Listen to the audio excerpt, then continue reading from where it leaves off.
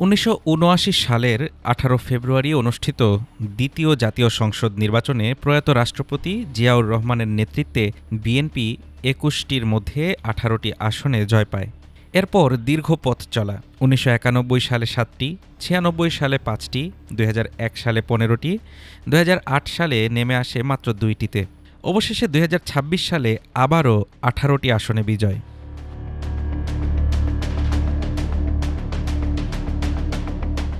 বরিশাল বিভাগের রাজনীতিতে এই ফলাফলকে বিশ্লেষকরা দেখছেন ভোটারদের আস্থার প্রতিফলন হিসেবে।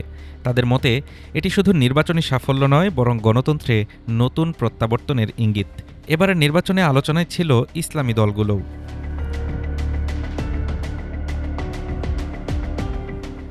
বাংলাদেশ জামায়াতে ইসলামী প্রথমবারের মতো বরিশাল বিভাগে ২টি আসনে জয় পেয়েছে, আরও ৭টি আসনে ছিল শক্ত প্রতিদ্বন্দ্বিতায়।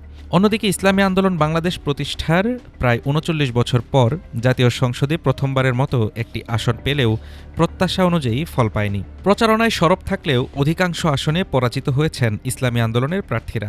বরিশাল ৫ আসনে দলটির প্রার্থী দ্বিতীয় হলেও অন্য আসনগুলোতে বড় ব্যবধানে হেরেছেন। বিশ্লেষকদের মতে জামায়াত ও ইসলামী আন্দোলনের জোট ভেঙে যাওয়ায় দুই দলেরই ভোট ভাগ হয়ে যায়, যার বড় সুবিধা পেয়েছে বিএনপি।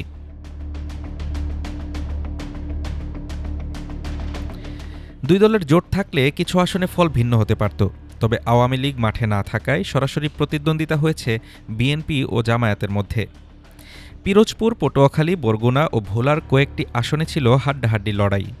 বিশেষ করে জামায়াতের প্রার্থীরা দ্বিতীয় স্থান অর্জন করে জানান দিয়েছে ভবিষ্যতে তারাও বড় শক্তি হয়ে উঠতে পারে।